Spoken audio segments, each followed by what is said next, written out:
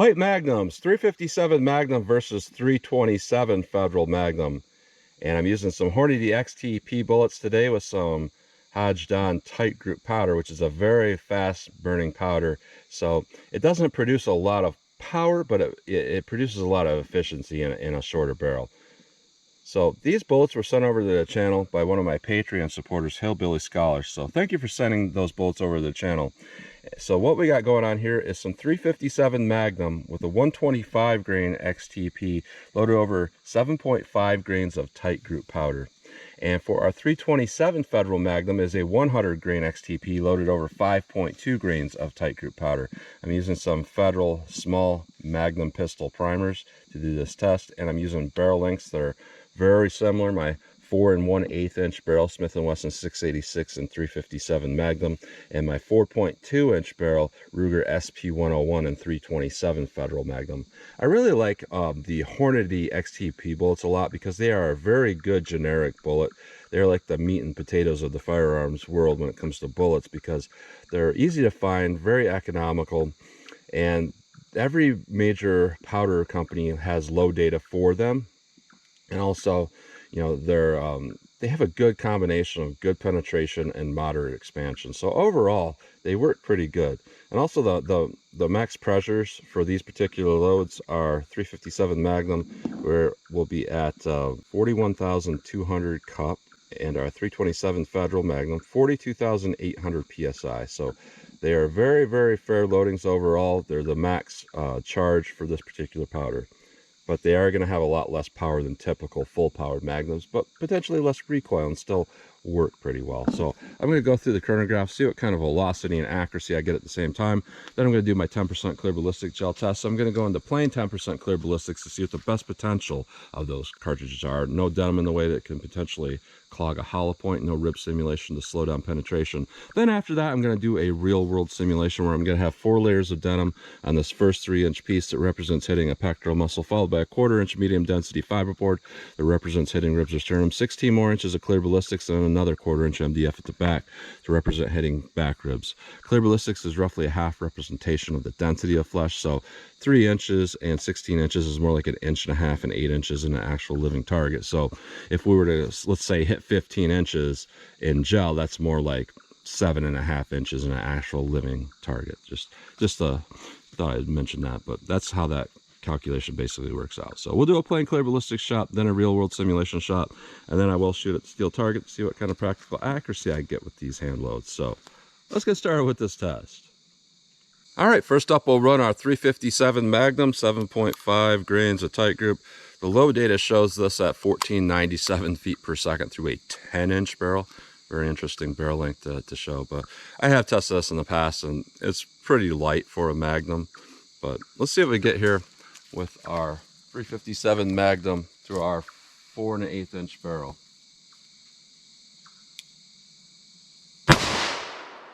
1344,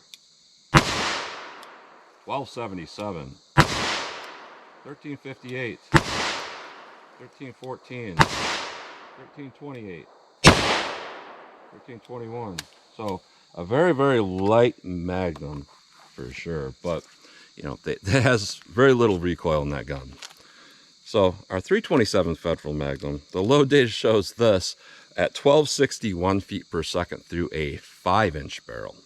So I did replace the main hammer spring with this, with the 9-pound spring. So if I do get some light primer strikes, it's likely due to that. But hopefully it'll still run them. So let's see how close I get to the 1261 feet per second that it's listed at.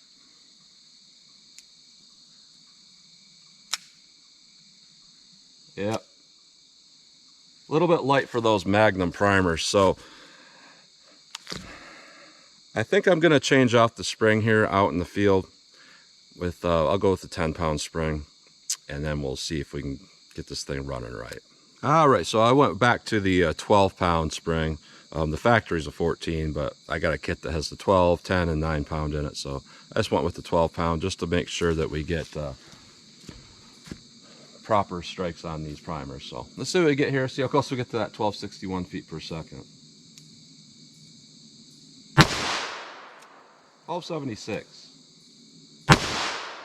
1233, 1241, 1257, 1248, 1248. So yeah, not far off from that actual velocity rating that they show.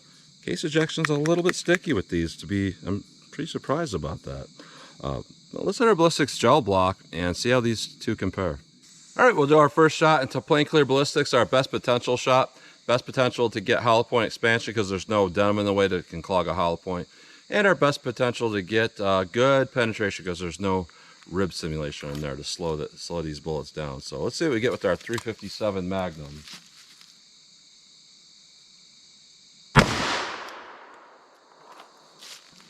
All right, let's hit that with our 327 Federal Magnum.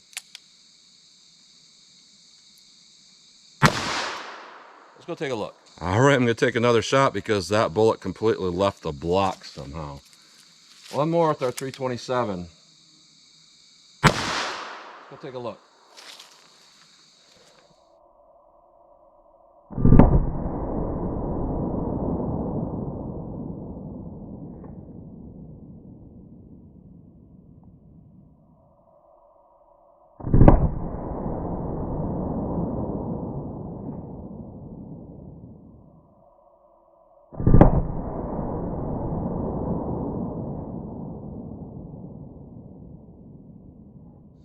First thing I noticed there when I'm doing this test is how little recoil that 327 Federal Magnum has compared to the 357 Magnum. And these are both very light Magnums. Both of them are well below typical power. So I can still fairly say, you know, a light 327 has a lot less recoil than a light 357 Magnum. So very interesting performance here.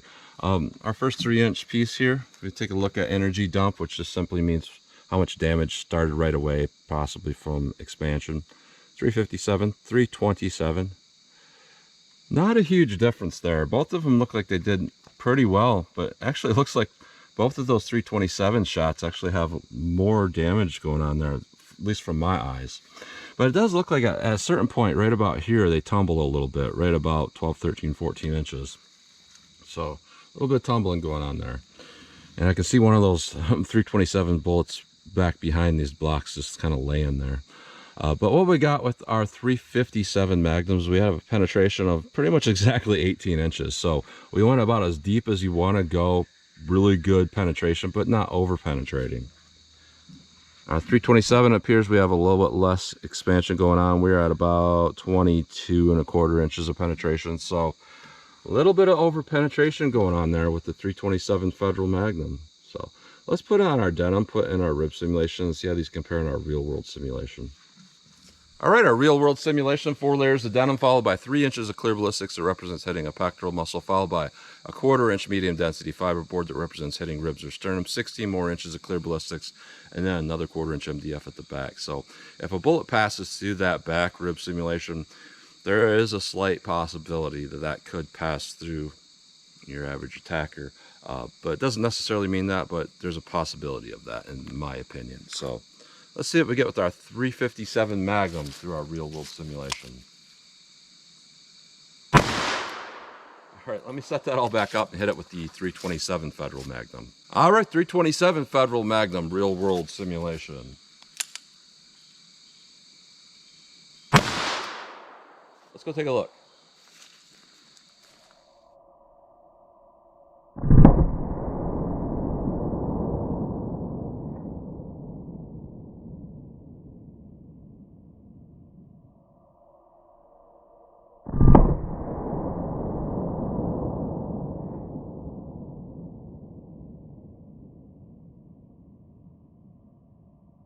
All right, and to be perfectly honest, I did expect this just because you do have a little bit less momentum with a 100-grain bullet. So you're likely to slow down faster when you hit like something hard like ribs. So we'll take a look at our rib simulation here. Our first shot with our 357 Magnum, second one up here is our 327. I can definitely tell though that our 357 had a bigger percentage of expansion going on right away.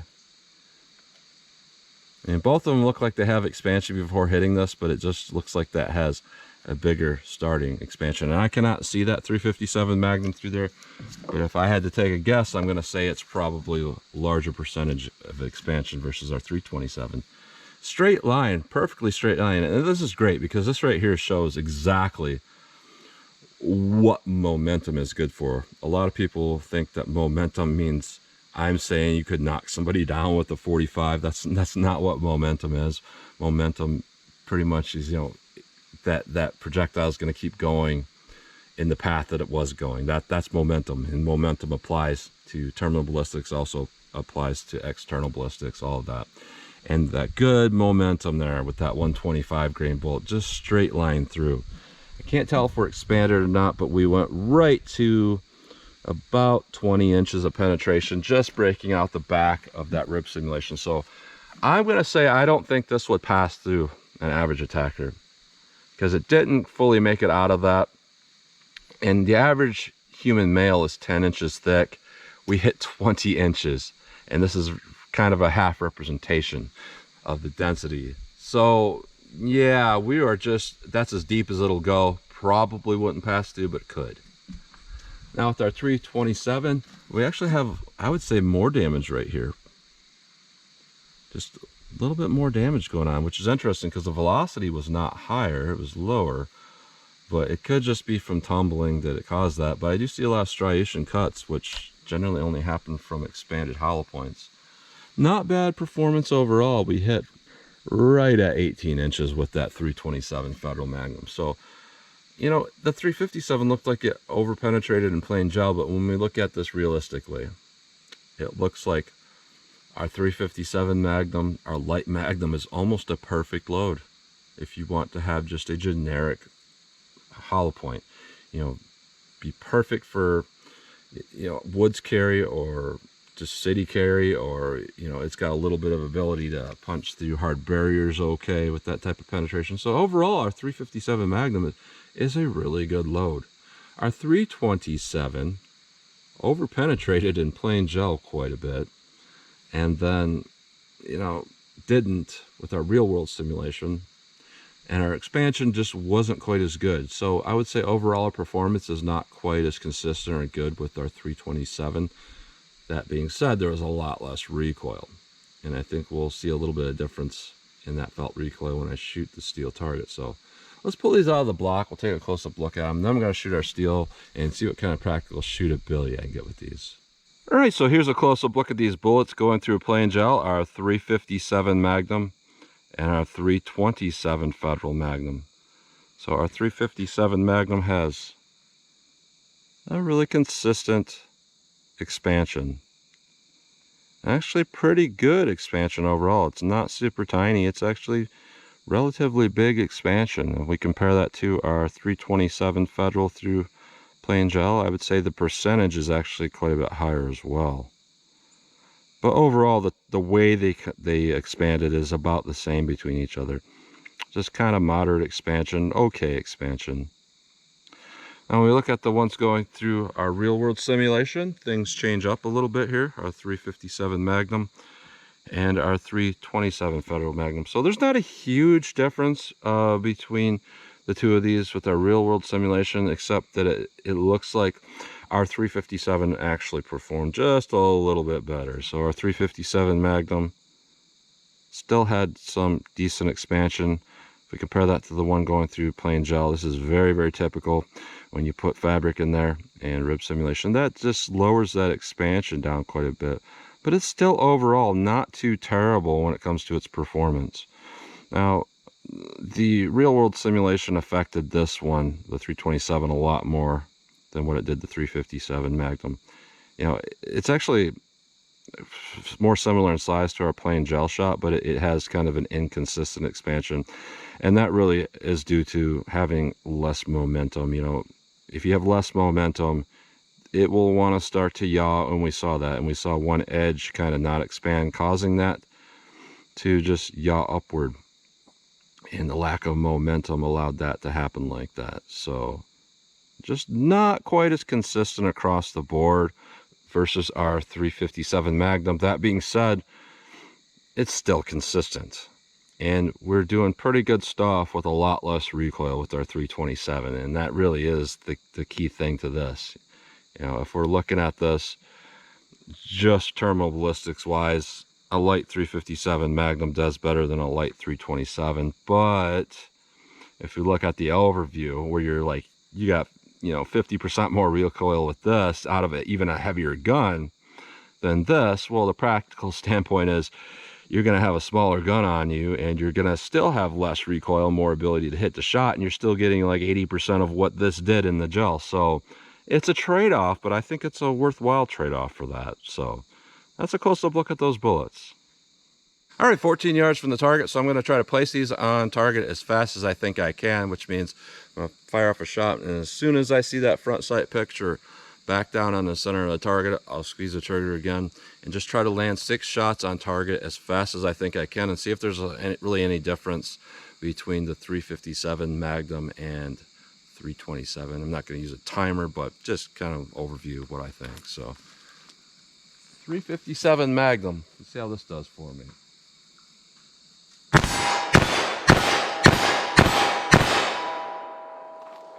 And those are pretty good for a 357 Magnum. 327 Federal Magnum. Let's see if I can feel any difference with this.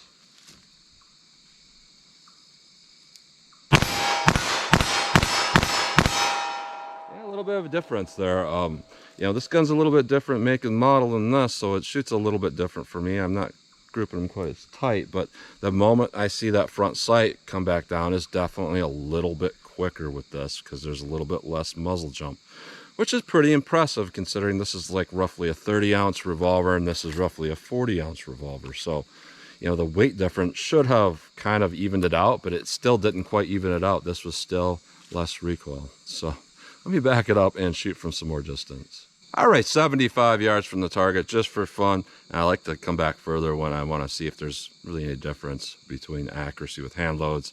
I like doing it. I think it's fun. It's a challenge. I'm not saying to train from 75 yards. I'm just shooting from this distance just for fun, just to kind of see how these would do. And plus, you know, this being a generic hollow point, it could be a very good hunting load. So there could be some practical purpose from firing from a little more distance. So 75 yards, 357 Magnum.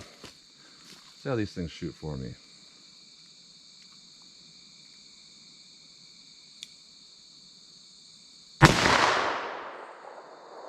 Huh.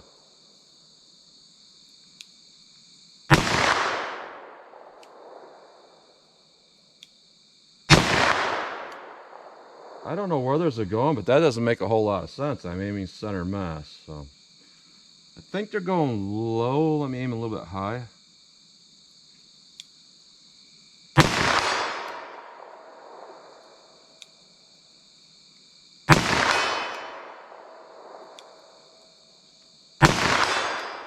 All right, so they're consistently going low and to the right.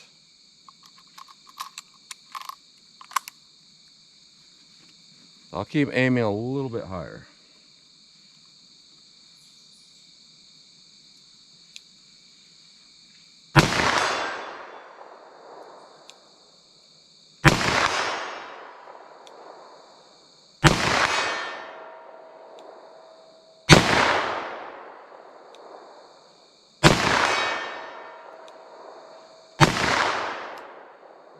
So those misses were on me. I definitely felt something a little bit different, like I jerked the shot when I missed.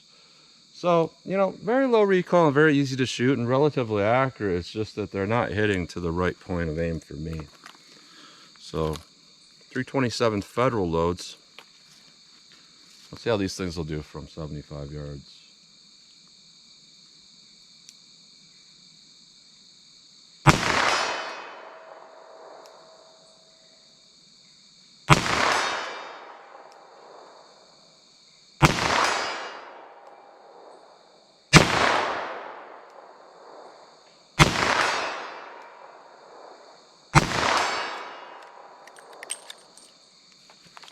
Not too bad overall.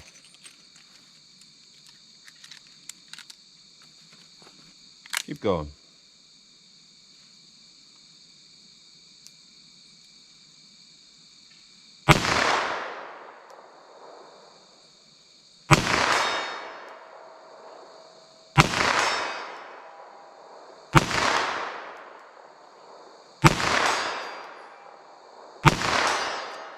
All right, so that's pretty good overall. So 327 Federal Magnum, a light 327 Federal Magnum. This is a really pleasant load to shoot.